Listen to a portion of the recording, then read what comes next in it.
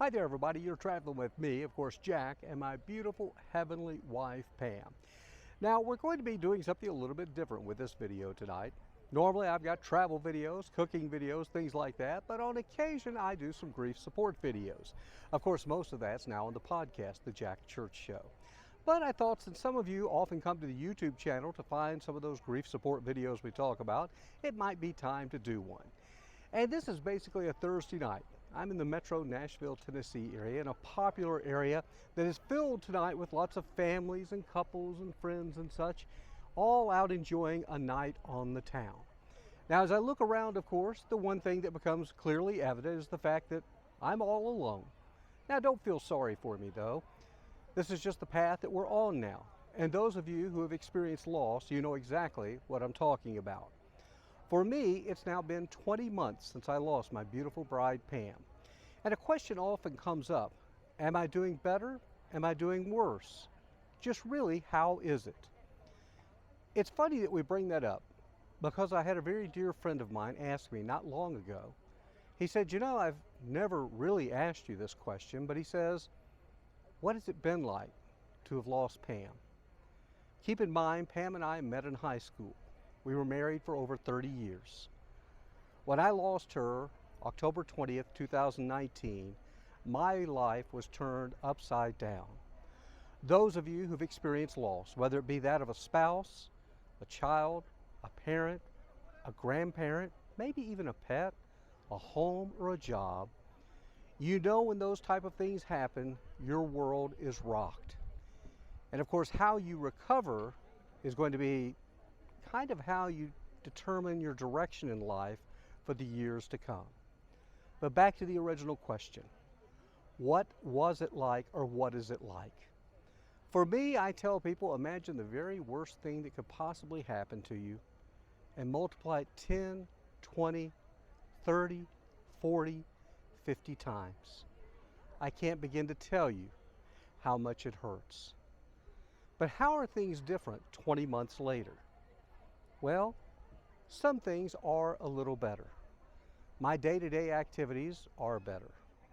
I don't cry as much. I'm still making my way through life. I still meet a lot of fascinating people out there. I'm still trying to reinvent myself with a podcast, with a YouTube channel, working in an art gallery, working with a television equipment company, moving across country to start a new life. All those things are an effort to make things a little better. One thing, though, that will never change, and it won't change for you, I'd love to tell you it will, but that ache in your heart, while it may grow a little bit fainter, it's always going to be there, especially if you had a deep love for the person that you lost. You're always going to feel that loss. I'll always have a broken heart. I'll always remember Pam. Now, you know how this podcast got started and then evolved over into some of the YouTube videos was where I started doing journaling to my beautiful bride, Pam, through Facebook. I called it Love Letters to Pam, or at least somebody called it that. And I had a therapist tell me that sometimes it's good to do that it's healthy for the soul. Now, there'll be some out there who say that writing those daily letters means you're not letting go. You're not moving on. And you know what? That's exactly right. I won't ever let go. I married Pam until death do us part. And you may be saying, well, she's died. And I have to tell you, no, she hasn't. She's still alive. She's just in heaven. We now have a long distance relationship. So I'll always love her. And someday, I hope, if everything I believe is correct, I will see her again. I don't know if it'll be the same, but I pray that in some respects it will be. But back to how I'm doing. On this particular night, I decided that, well, I was feeling a little down, but I had a nice dinner. And I still cook healthy meals. And I always encourage those of you who have experienced loss to try and continue to do exercise, eat healthy, try your best to have a positive outlook on life. I know it's not going to happen every single minute of every day, but we can have still some good moments. So today is a couple of days after my birthday, and I had a great birthday trip. I had some incredible things happen on that birthday that I almost think they were God moments. For example, on Sunday afternoon, I decided to play golf, and I was intent on playing by myself because Pam was always my golfing partner. However, as I made the turn at the 9th hole at a public course here just outside of Nashville, two gentlemen asked me to join them. They were professional football players, people that I knew and admired, and I couldn't believe they were asking me to join them. It was Eddie George and Clyde Simmons. So I joined them for the back nine. And during that back nine, I learned that Eddie had lost his dad not more than 6 weeks ago. And he was hurting, and he missed his dad. And we kind of connected on a different level. And we talked a lot about that loss and how we keep moving forward. For Eddie, he's the new head football coach at Tennessee State University. And he was named head coach just days before his dad went to heaven. So that was a rather sweet moment. It was a good moment. And the fact being that I got out there, went to a golf course. Yes, I was by myself, didn't have a pity party, and look what happened. I like to think that maybe Pam and God arranged for me to have that meeting on the golf course that day. It was an incredible day. Then Monday through Wednesday, I went to St. Louis with my son, Eric.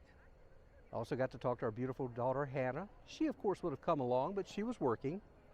But anyway, we went up to St. Louis, a place that Pam and I dearly enjoyed many times in our life. Lifelong Cardinal fans. Go figure, the Cardinals were on a losing streak.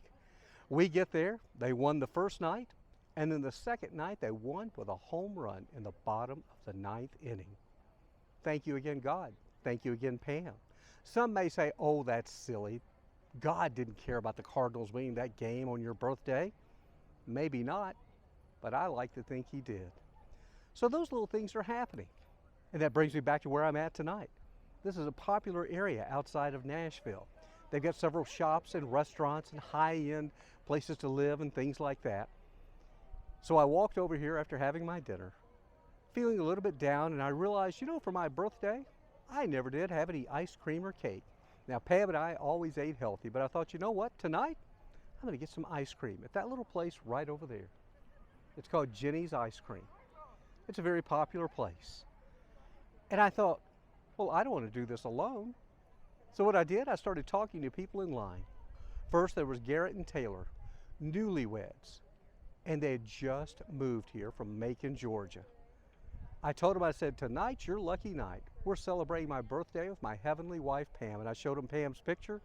I gave them some podcast cards and YouTube cards and said, it's on me.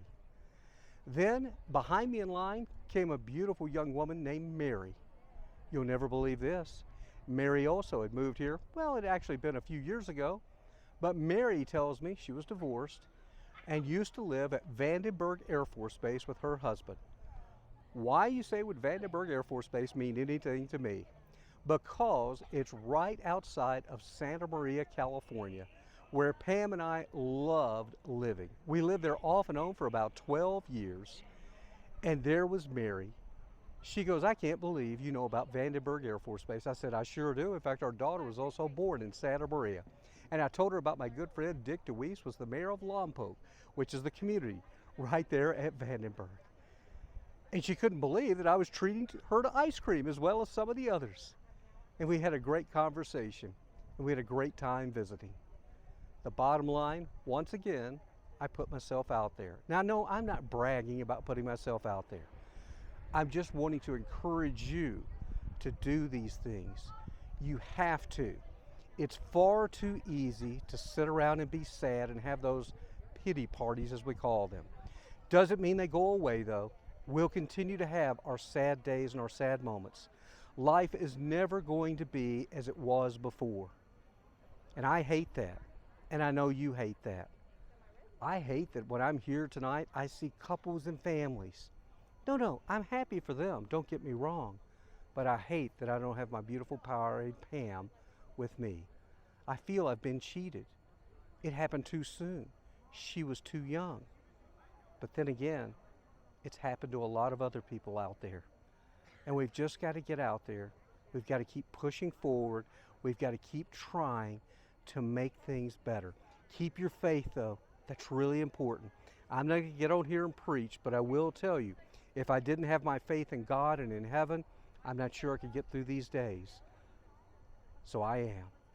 So that's kind of my update. I probably went around in circles. A lot of you already tuned out, never watching to the end. But I do hope some of you did watch to the end, because I'm talking to you. You know who you are. You're tempted to give up. You're sad. You're distraught. I am too. But we've got to find a way to pull ourselves out of that, and I do. Each and every morning by putting 2 feet on the floor, taking a shower, brushing my teeth, opening the drapes, breathing in the air, and going, well, God, I'm alive for another day. How will you use me on this day? How will God use you? Until we see you next time, be sure to subscribe to our channel, Traveling with Jack and Pam. Please check out my podcast, The Jack Church Show. And until we see you next time, have a great day and a better tomorrow. Bye now.